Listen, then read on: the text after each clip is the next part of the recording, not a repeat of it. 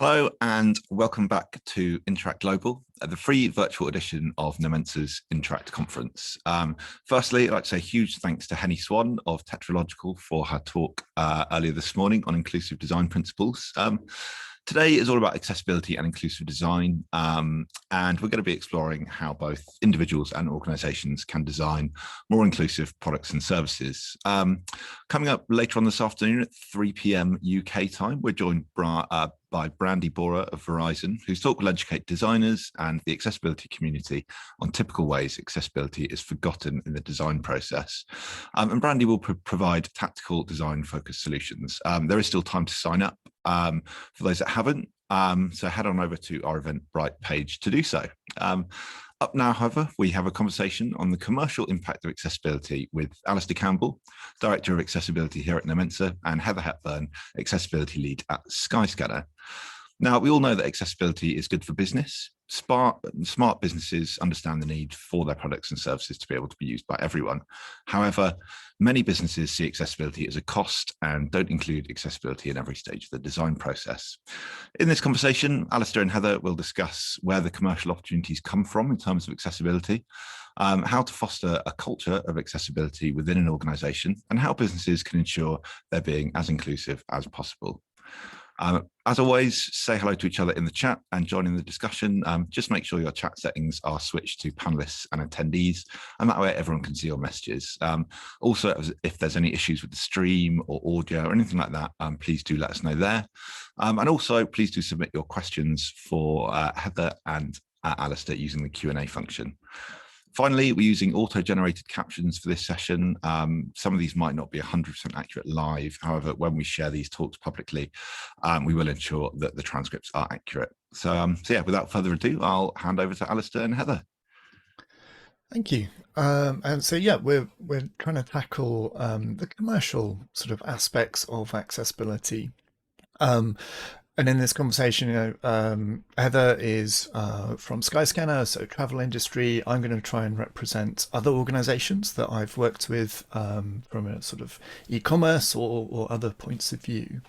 And Heather, when you sort of started off talking about accessibility at Skyscanner, what was the sort of commercially important aspects that people spoke to you about?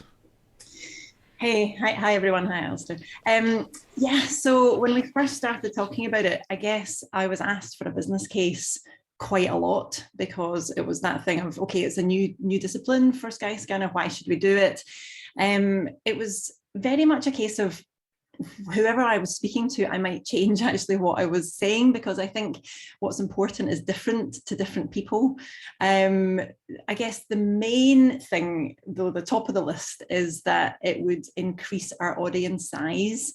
And as a commercial organization, that is absolutely what we want to do. So I was talking a lot about statistics around disability, about 15% of people having access needs. And if we are not addressing those, we are instantly excluding that quite a big chunk of society.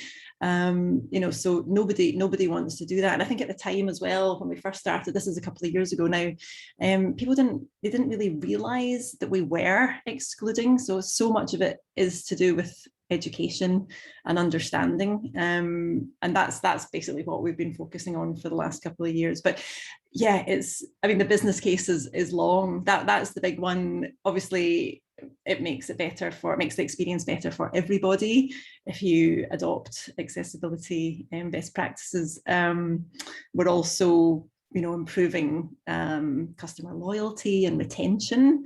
The more people who have a great user experience, our numbers are higher there as well. Brilliant for brand equity, particularly these days, with diversity and inclusion being such a hot topic. It's really, it speaks to not just our travelers, but our staff as well. It's been a really positive, it's had a positive influence on everyone involved in accessibility within the business, because it's such a great space to be in, and people are always so happy to be talking about it and working on it. So yeah, loads of positives.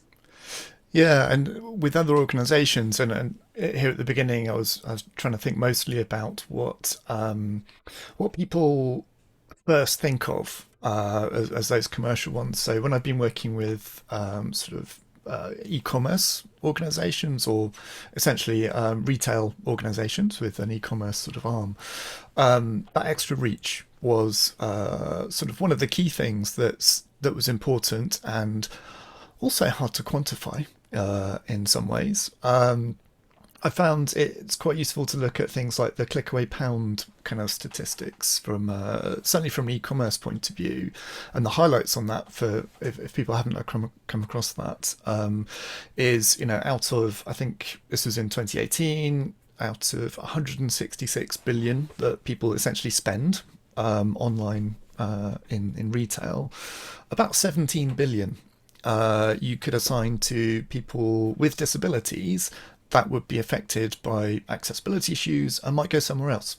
So that's, I haven't done the percentage in my head, but it's a pretty significant figure of that retail in the UK that you can kind of point to and go, look, you've got extra reach, there's extra money you could go and get if you consider accessibility as you go along.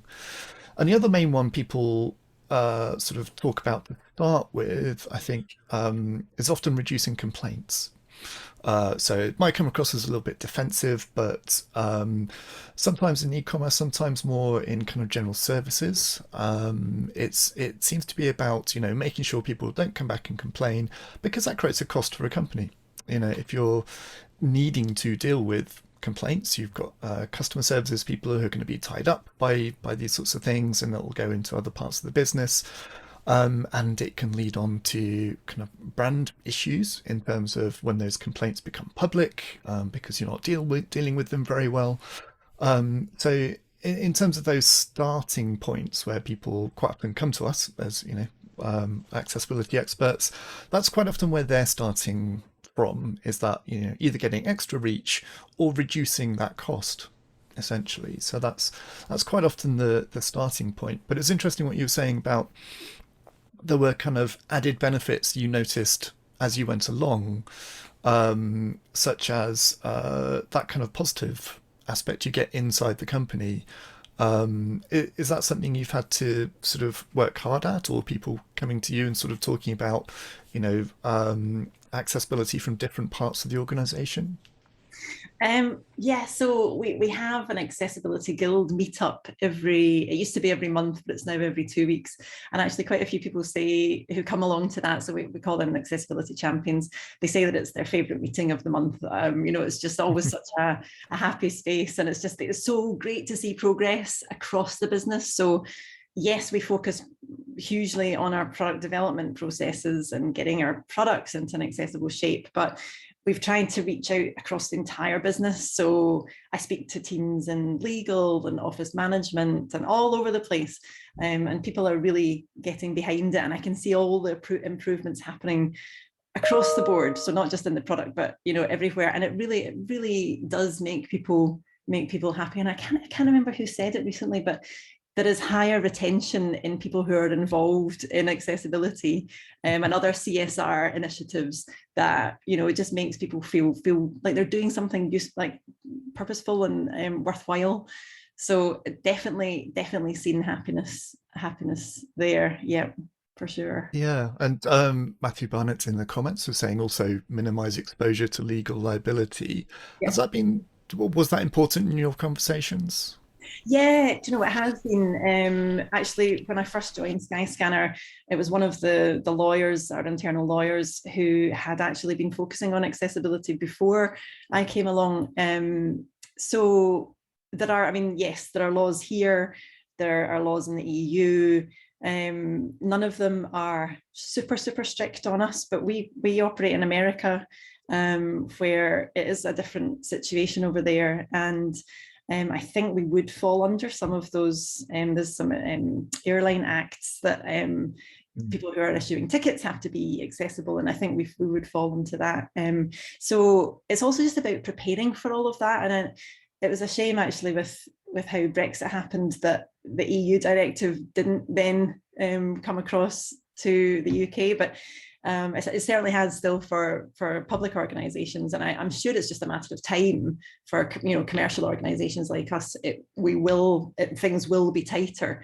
So of course that is an absolute winner of an argument. It's like, get ready. We want to be in a really good place for that when that happens. It's one of the things on the list. But I guess for us, it's not at the top because we're trying to do it the other way, where it's more of, it's a good thing to do, it's the right thing to do, and everybody wants to do it. But yeah, it's certainly on there. Yeah, I know, because I've found that quite often when an organization starts from that legal point of view and they're trying to kind of meet compliance, which is a word I kind of hate but have to use quite a lot, it can be a costly way of approaching it, actually, because you're always on the back foot.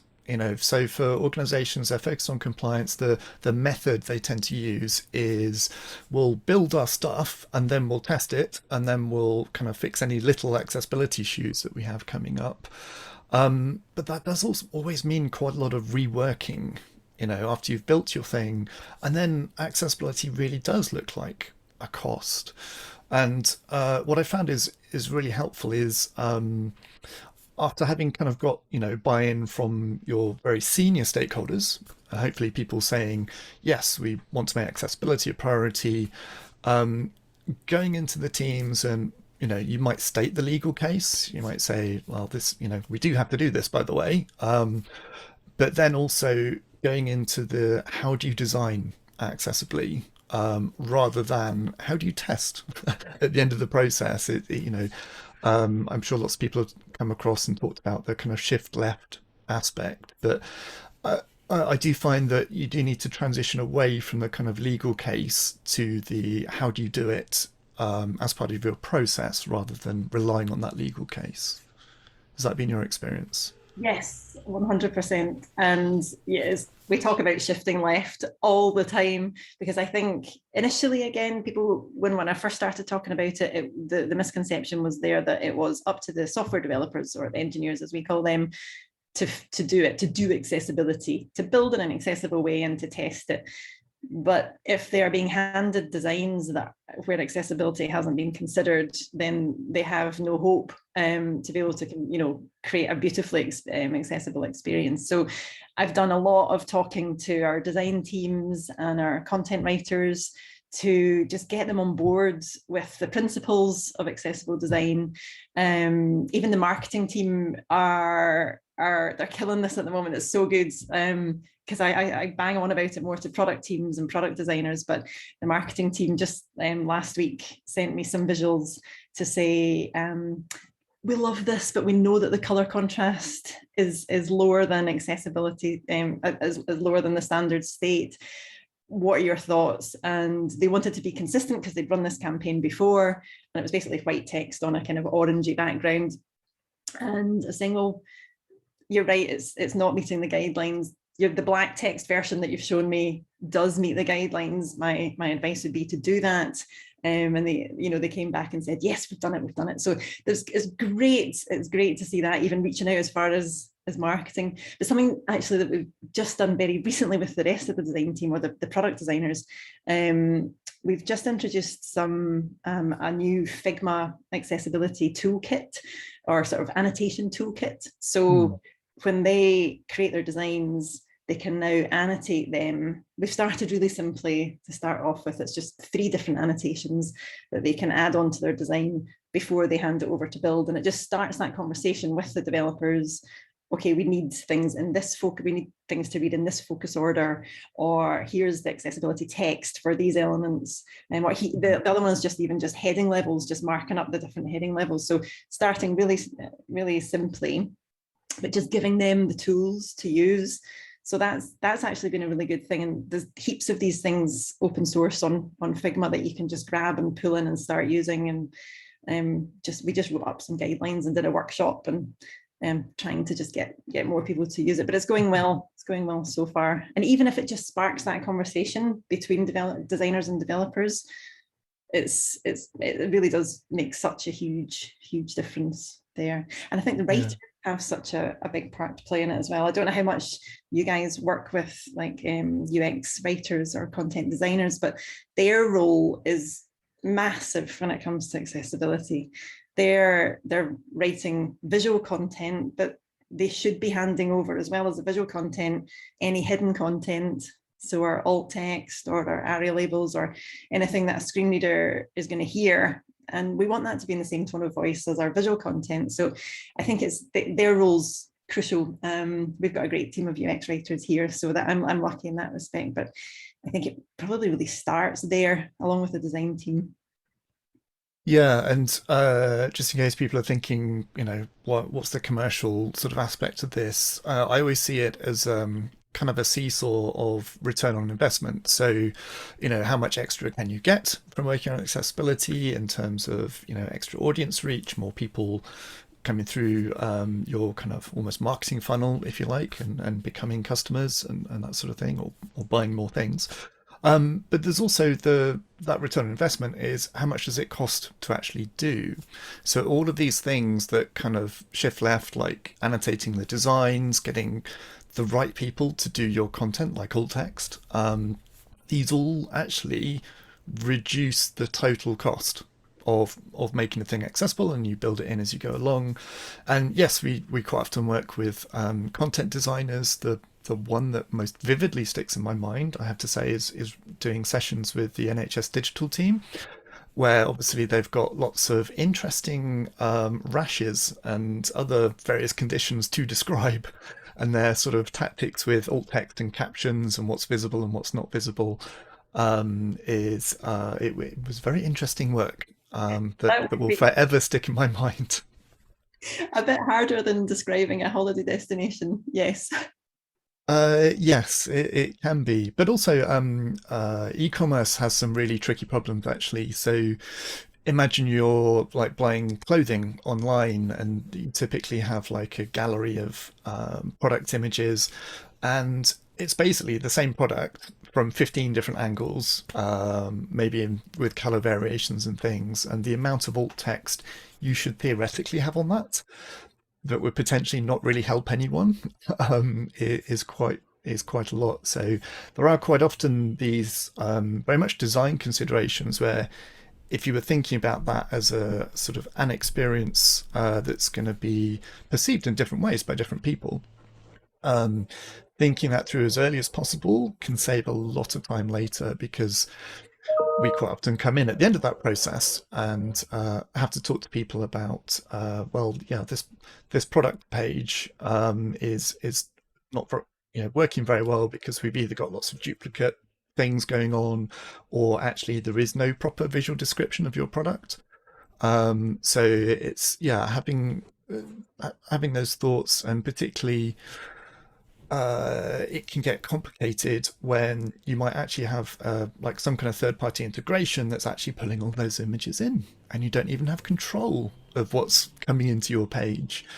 So I don't, if you had any sort of issues with that on the sort of procurement side, almost in terms of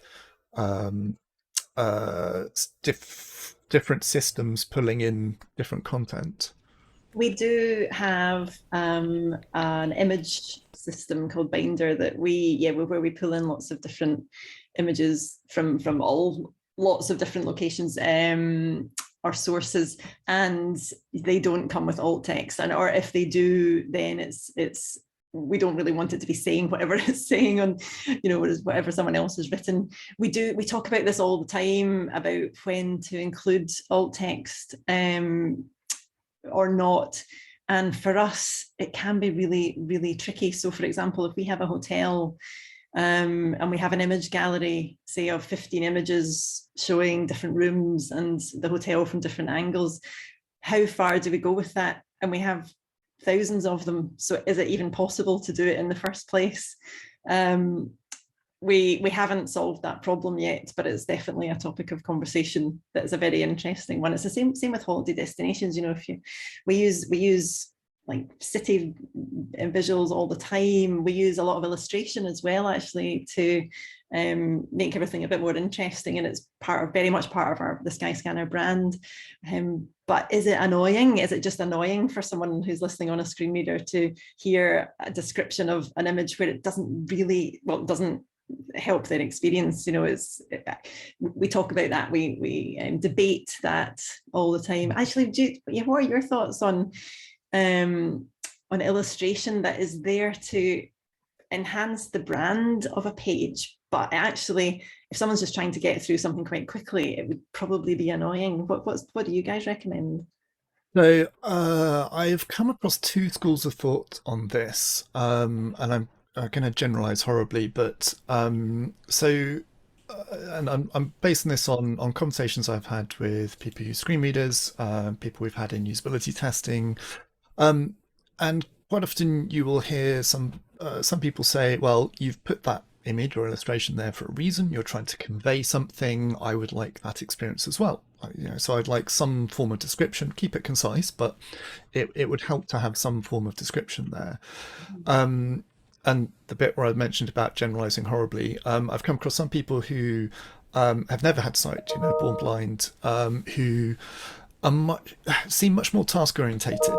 So they would be much more thinking like, well, that image is just getting in the way. I want to get on with booking my holiday or whatever trip it is. So yeah, just give it a null alt text and let me get on with it. So, and I think they're both valid. So my advice tends to be pick kind of a consistent way of doing it and stick with it. So it doesn't matter too much which one you pick, but yeah, just be sort of consistent. And one thing I would want to make sure of is quite often when you're on what I think of as in between pages. So you've got to a home page, you've got your listing of things, and you're getting through to a particular product or a trip or whatever it is. It's really making sure that the content page has good descriptions on things. I mean, for me, that's key, because you've got there, now this is the prime content and you're trying to make a choice. But on those kind of in-between pages where you might have lots of listings of things, I try and keep those concise. So that's my general advice, but you will hear different opinions on that aspect. Good. I think that would work. For us as well. It's tricky when when the volume is high, and you can't quite control that. If you've got lots of partners or suppliers who are on your site showing things, it can be tricky. But I would love a bit more of a strategy around that to tighten it all up a bit and make the experience as best as possible for everybody. So in terms of your kind of techniques internally, have you come across sort of people who just see it as a cost and it's kind of getting in the way, and have you found any kind of tactics of working with those people? So, well, yes, there are people who not so much pushing back because of the cost. It's more that there are other priorities. So if a team is on a deadline to deliver a new feature on a product, and they haven't considered accessibility from the beginning, it does feel more of a burden to try and retrofit things afterwards, and that's when things get pushed back. We're not going to do it for the MVP, we're going to do it, and it's like, well, I do quote the statistic, I don't know if you'll be aware of this actually, but I heard it from someone else, where if you build accessibility in from the beginning, your additional time cost is 3 to 5%. So between 3 and 5, so let's say 4. If you do it afterwards, you're 20% plus additional effort. And I can see that. I do see that happening, and it's the teams who are aware of it and who are building it in from that design stage, where it is just part of what they do. It's part of their process of all the way through to testing, and they're testing for it, they're building for it, and then it's done. And it's not been that much of an additional effort or hassle to do.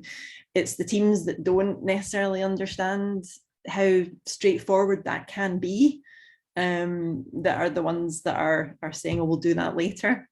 So yes, we are getting there, but we certainly do have more work to do with everybody, trying to get everybody on the same page. It's quite hard when we've got teams all over the world and we have very small engineering squads, so they're quite autonomous as well. So we have processes, but also we're quite fast paced, so a lot of the teams are doing things in their own way, which is great, and it works for many reasons. But when it comes to trying to establish or to sort of shift a culture slightly and establish and embed best practices into all of these processes, it can be tricky when not everyone is following the same path. Yeah, and getting around this whole cost aspect. I mean, we did a survey of the kind of whole digital team from a well-known UK retailer, and one of the main findings we had was that for those people who were confident about implementing accessibility, and I'm not saying they were all experts, but there was some people were confident. When we asked everyone, do you feel like you have enough time and resources to incorporate accessibility? Those people who were confident thought they did, quite significantly, whereas those people who weren't confident didn't think they had enough time and resources to make things accessible.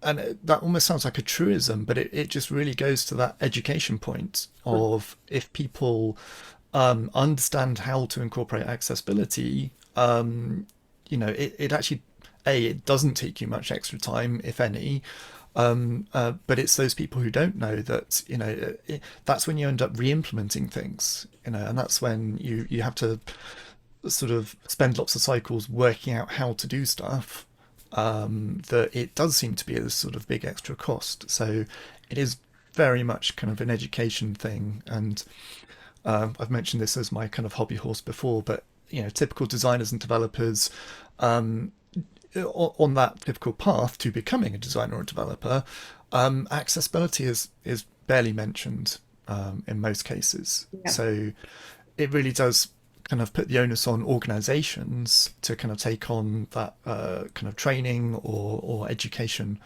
of people to incorporate accessibility. Yeah, and so much of it can be done so easily, I think, as well. You're so right about the education piece, and something that we always talk about here is the low-hanging fruit. What can you do that actually is going to make a huge difference to some people's lives? What can you do that's actually very straightforward? And they don't, when the education piece isn't there, the knowledge isn't there to even do that. I think the hardest part that we're finding anyway is making things work really well with screen readers. That involves more in-depth knowledge and more build effort and more test effort for sure. But there's so many other things that you can do that just makes the experience so much better. And yeah, just comes down to education. It's where we have started. So I think last year, for pretty much the whole year, I was really trying to raise awareness across the whole of Skyscanner, and that was through empathy labs that we ran, that were just, this was pre-COVID actually, so it must have been the year before, or just over at Christmas, but where we got people in a room to actually experience what it would be like to try and book a flight on our stuff with a simulated disability. And it was light bulbs going off all around the room, like, wow, this is okay. They had no idea that this could be a problem for some people. At the same time, we found lots of issues with our products, but it was great to actually do that. And then came some building of resources, so guidelines. We have an accessibility hub on our Confluence where people can now go for guidance. But training teams has just been probably the most important part, just getting around the teams and talking to them about what they can do. So again, I have focused on the product development teams, but also those internal teams, because we want our internal comms and even our Zoom meetings, anything to be more accessible. We have, for example, so many staff where English isn't their first language, but we operate in English. So even having that live transcript on Zoom not only helps our colleagues who are hard of hearing, but it's helping everyone else as well, if it's easier for them to read it rather than listen. So all of that stuff comes into the training as well. But yeah, it's all about that education piece. And I think once that education piece is there, people are so much more on board and like, okay, right, that's not too hard. What do we do now to actually just get on with it and do it? Yeah, because in my experience, it's so rarely the sort of team practically working on things, designers, developers, content people, that wherever I run training, that's, people are generally very much on board. It's more likely the product owners, project managers, who see it as an extra that they're going to have to account for somewhere and, deal with that. I had an example recently where a team had gone through, creating an MVP, launched it, and then they were committed to accessibility, but they had 4 weeks work to do on some 40 or 60 tickets, whatever it was, that they realized afterwards they had to go back and fix in this MVP. Whereas I think I do wonder if that 3 to 5%, for if you're thinking about it to start with, is even a little bit high in some cases, because often when you've got a team who's done accessibility before, it's part of the way they work. They've got default resources to draw on, so they've got maybe a pattern library, pre-made components, government digital services, great on that side. NHS are very good for that sort of thing. And there are commercial organizations, you can look at people like Sainsbury's have published their own kind of component libraries and things.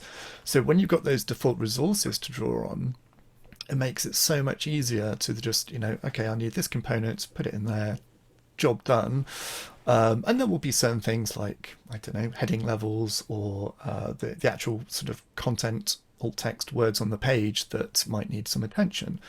But it's reduced your cost, your time so much, even for something like an MVP.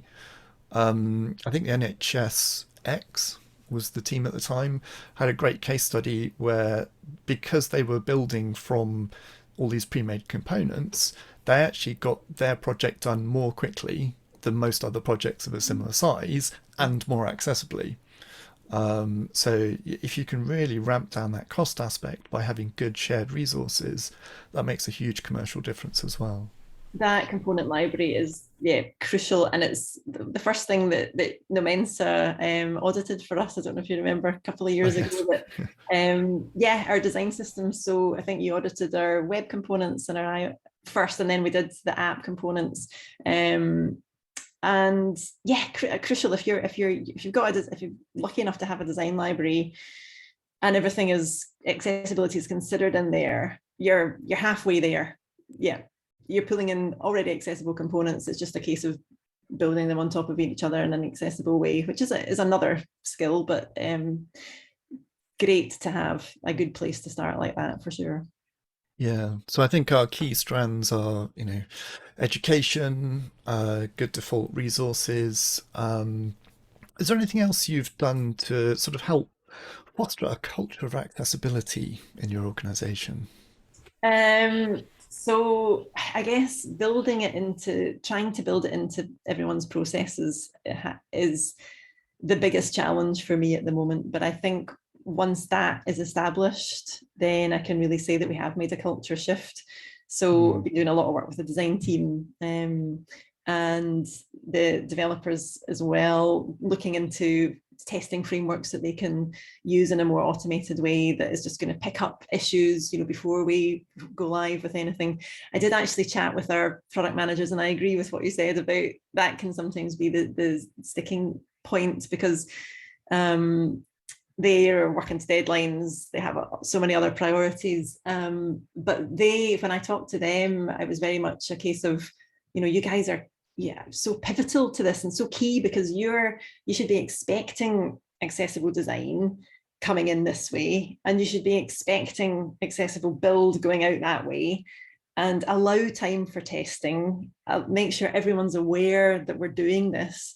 And I think they hold such a key part. I guess embedding it as well, advocacy is a huge thing. So we try and talk about it as much as possible internally and also externally. So we joined the Valuable 500, which was a huge thing for us because it was our first public commitment to inclusive design and build. So that was a really nice thing to do. And that was one of the other things actually that made our staff very proud to work for an organisation that would back something like that. So that was a brilliant thing. We also have an accessibility statement up online now, which we didn't have before. And that's just another way of saying, this is important to us. We know we're not in a fabulous place with it yet, but we're working hard on it. And it's a very transparent page of, this is where we're at. Tell us if there's any problems. So I think that has been great, but also user testing. So I've been working with the research team quite a lot. They're developing a new product testing framework at the moment. And they are so willing to take on board the fact that if we're testing with 5 or 6 people every week, please could one of these people have a disability? It reflects society. We learn so much from this, and they're completely on board with that. So that has just started happening, and just even like specific user testing that we want to do, particularly with blind users, that has been just so good and so insightful to do it, and we've learned a heap from that. So I would say to anyone who's not currently testing with people with disabilities to definitely do it. It's so good, and it's something that we want to do even more of. I want to make it just a regular part of our daily lives. Yeah, and in terms of kind of commercial benefits from that as well. I mean, I did a presentation of quite a few years ago now on what's the difference between accessibility and usability. And in usability testing, I had like a picture on screen from one of the Rocky films where he's like trying to drag a big cart through the snow, and he's in this really tough training regime.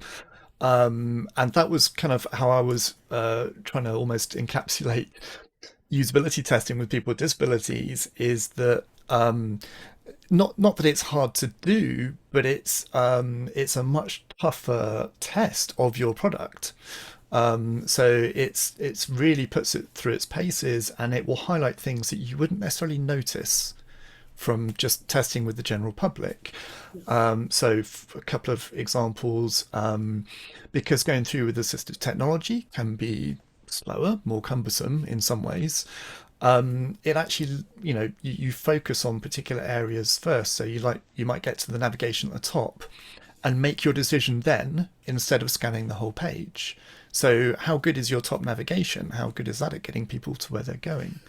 And also, particularly people on the autistic spectrum tend to be blunt, and something where, if I came across it, I'd kind of pause, look puzzled, and then carry on. Somebody on the spectrum might sort of just turn to you and say, no, this doesn't mean anything to me. I don't understand what's going on. Or, it's quite blunt, and you pick up more stuff. Yes. But the stuff you pick up does affect everyone else, just not to such a noticeable degree. So you do end up like really honing the kind of design of things. Yes. I think, and it gives the designers another challenge. So they should have that other challenge. It makes them for a much better design in the long run. I really enjoyed the testing that we did a while ago with people with dyslexia. We tested with, I think, 8 people across a couple of days. And it was fascinating because the symptoms of dyslexia can be so different in one person to another. And what we found out about our product over that couple of days was astonishing. It was just absolutely brilliant. One person really struggled with the amount of information we were showing them at one time. There was just too much on the page. And simplifying that out is again helping everyone. It's the same story, but it's so true. Other people found it hard to work in 24-hour clock.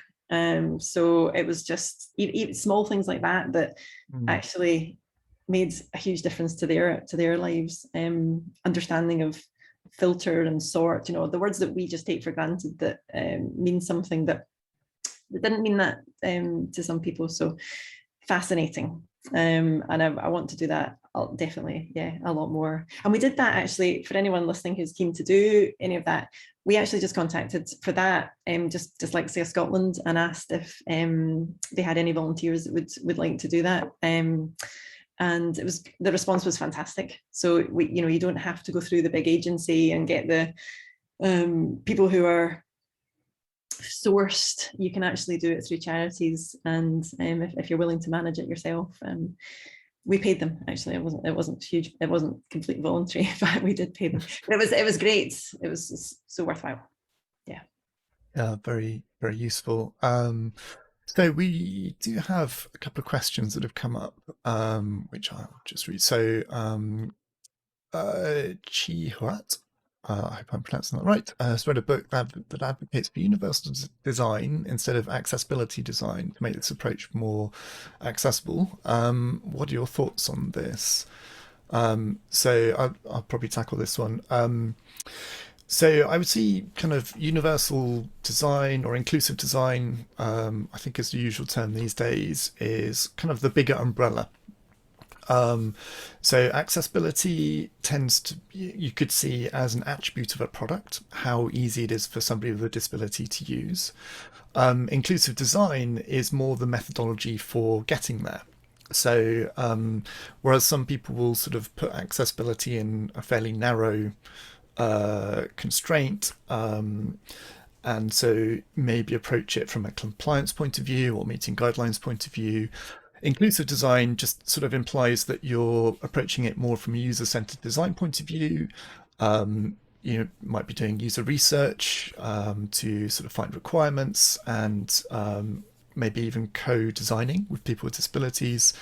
So that tends to be the sort of bigger umbrella and more of a methodological look than just seeing accessibility at the end of the process of the product, essentially. I don't know if you had anything to add to that, Heather. Well, that sounds good to me. I would agree with you. So I have to admit, I do tend to say I work, in accessibility or as a sort of accessibility specialist. Even though, my background was human-computer interaction and doing research and things, but I'll put myself kind of in that bucket. But if you are looking at methodology, I would look more from a kind of inclusive design point of view. And then somebody else, anonymous attendee, asked, they often see details around spending power of disabled households for various business models, but I can't seem to find details on what their donation power is for charities. I'm putting together a case for accessible work on our website, but could do with more charity-specific figures if they are available. I don't have anything charity specific. I think somebody in the comments did post the link to the Purple Pound. And if you have a look for that Clickaway Pound, that was a report from 2018. It should be, it should parallel quite nicely to charities, because it's just looking at kind of total spending in the UK, and then what spending of that would you lose. So if you have current charity figures, you should have the same percentages compared to those retail figures. So hopefully that answers that question. I'm just checking through the comments if there's anything else. Is content design necessarily different for screen read content and visual content? Well, you kind of mentioned that earlier, Heather, didn't you? Do you treat them differently?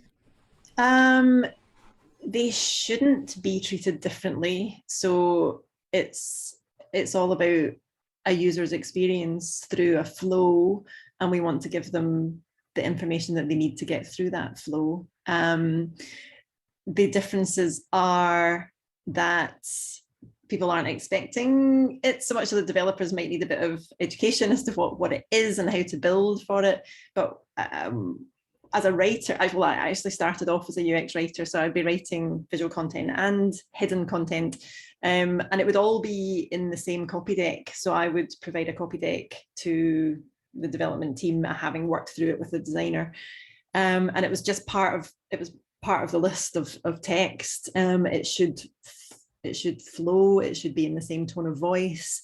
The way you think about it is possibly different because you are trying to assume that the person isn't seeing the content on the screen, they're only hearing those words, and that can change what you're writing. But it can also, when you start writing for that and actually testing for that and thinking about it from someone who's not able to see the screen, you're actually thinking, you will come up with things like that you want to add in. So it's not just descriptions of images, and it's not just the odd ARIA label to make a field work better or something. It can be quite often a wee bit of hidden text that sits, say, above in recent example, 3 filter buttons. We have a safe places to travel COVID map. There's 3 filters, but there's no description above that visually what those filters are. When you can see it, it makes sense, but not being able to see it, it doesn't. So we're adding a little bit of hidden text to say filters for whatever, and it just even that, just a couple of words will help the flow and the understanding of that. So yeah, I'd put it all in the same place when you're handing it over, and it's the same skill. Yeah, and I do always recommend creating essentially one interface for all, rather than trying to separate it too much. But totally agree that where you have something that's visually obvious, but isn't necessarily obvious if you're scanning through the page with something like a screen reader, then a little bit of hidden text can go a long way. Yeah. And we have a question. I've been trying to foster an accessible first mindset within my company. I am working upwards, starting to educate the developers engineering teams first, and then trying to get a larger voice up to the leadership. Is this the right way to go about fostering this culture? Often it's the only way to start that journey, because it's very hard to get proper leadership buy-in. I was very lucky that I did get support from our chief product officer when we first kicked this off, and that was great. But really the majority of the work over the last couple of years, for us anyway, has been ground up. And when that happens and you're getting more traction there, that's when there's more interest that comes from the leadership.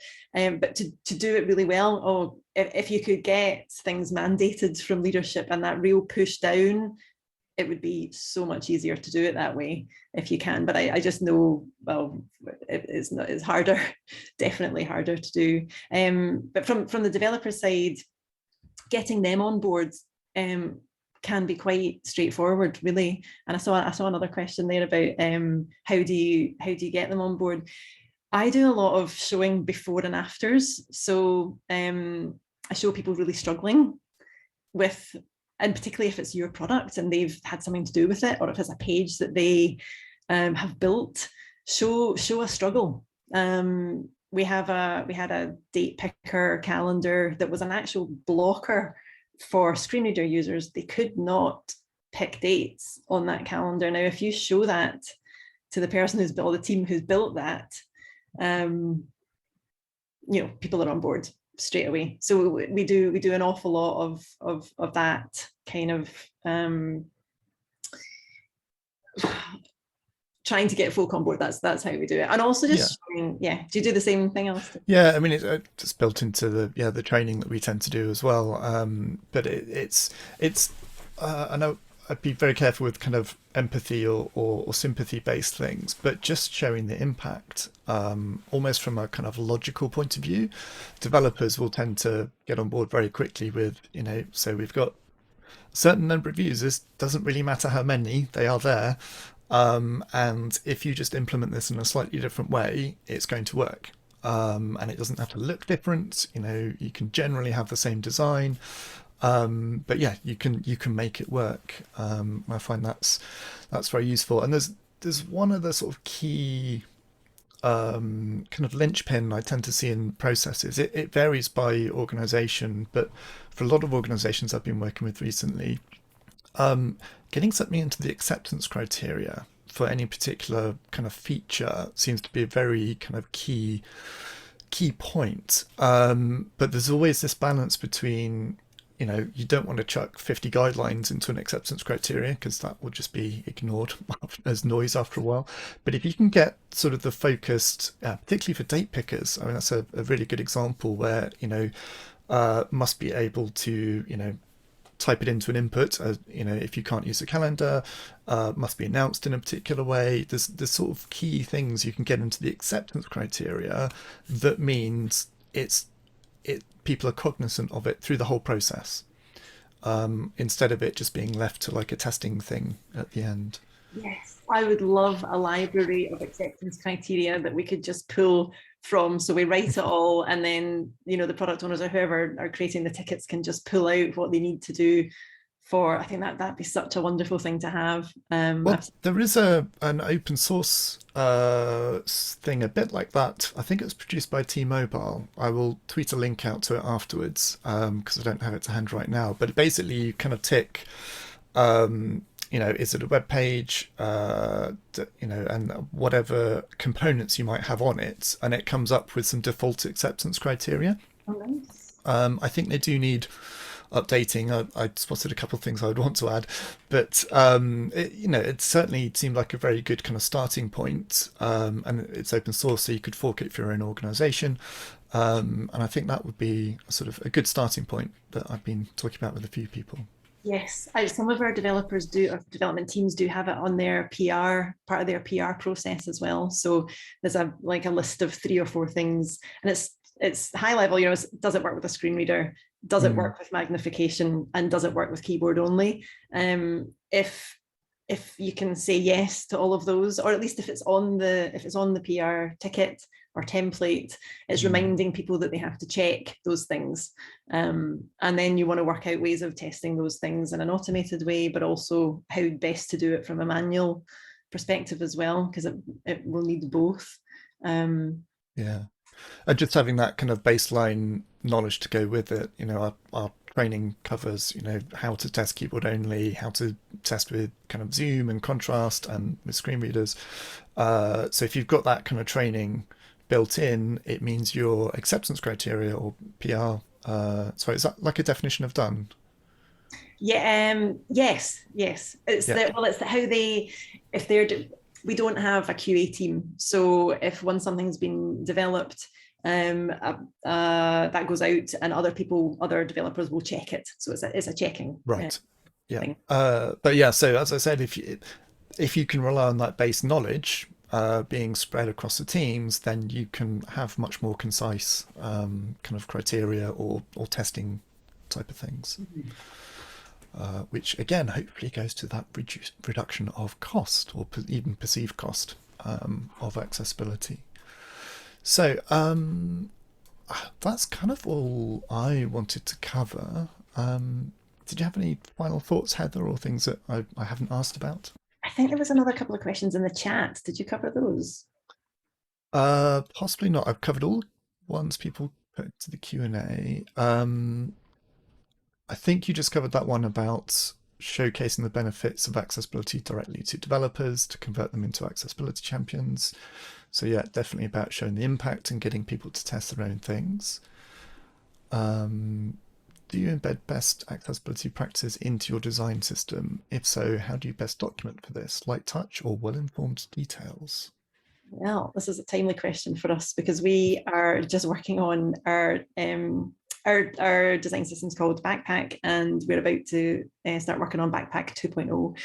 And we're actually bringing in an accessibility consultant to help with this very thing. So they will be advising us on how to best organise the accessibility information, how to provide that guidance, and exactly what level, how deep do you go? And do you have it, is it different on your developer part than it is on your design section? So that's going to be fascinating. I'm really looking forward to hearing about that. We have started embedding more. Ours is open source as well. It's a GitHub site that you can have a look at. But so you'll see that some of our products, it mentions accessibility guidance. But I want to go that one step further and having a consistent approach to it for all of the components. Plus, probably in there, we'd have a set of standard guidelines for everything else that's not quite as deep as that component level. So we will be working on that, and I'm really looking forward to that. Actually, it'll make such a difference. Yeah, and building into your kind of standard, basically wherever it is that people go to sort of grab that, grab the information about components, or particular design patterns. The eBay Mind patterns, MIND patterns. I don't know why they're called that, but they're quite a good example. It's got, the pattern, it's got a picture of it, it's got a description, it's got the kind of HTML snippets, and it's got the kind of key accessibility considerations for that as part of their general pattern library. So I think that's quite a good example. But another exercise that you can use to reduce down how much information people need to know is just sitting down essentially with like a list of the guidelines, and you might supplement those with other sources as well, and then work out who's responsible for what. Heather, we sat down with one of your colleagues, and we just had that sort of big spreadsheet, and it's like, okay, designers need to know these things, developers need to know these things, and that's often the basis for then actually sort of whatever that written guidance is that I think you have on Confluence now. So hopefully that's another little exercise that people can do internally as well. Yeah, that was such a useful thing, just to work out where the responsibilities lay. And I think when it came to training it out, it makes it really nice and easy to talk to people about their responsibilities, but at the same time, I find it nice to talk to everyone about everything, or at least the basics of everything, so that everyone is aware. So developers are aware that the designers have thought about color contrast, layout, size of text, with an accessibility lens on it as well. Or if they haven't, then the developers can pick that up and push it back over and say that's not quite accessible. So I do think everyone needs to have that knowledge. But yeah, it's nice to know where the responsibilities lie. It helps the teams know what they need to do as well, so that they know that they're not responsible for absolutely everything. But everyone has a part to play, for sure. Yeah, holistic training, specific guidance. That's probably what I'd go with. Yes, that's perfect.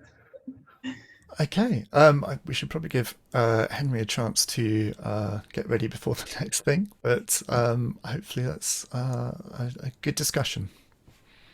Awesome. No, thanks to you both. That's such great insights. I could honestly listen to you both all day. Thanks to everyone that tuned in also. I hope you all found this useful too. As mentioned earlier, we are hiring in our accessibility team. We got some more info over at nomensa.com/careers, so do check that out. Up next, we have Brandy Borer of Verizon with her talk, How Designers Forget to Consider Accessibility. That's at 3 p.m. UK time, so in just over an hour. And we'll hopefully see you back there then. Heather and Alastair, thank you so much again. I'm sure if anyone thinks of any other questions, they can reach out to you on Twitter or LinkedIn or. Yep. Thanks very much for having me. Awesome. Brilliant. Thank you.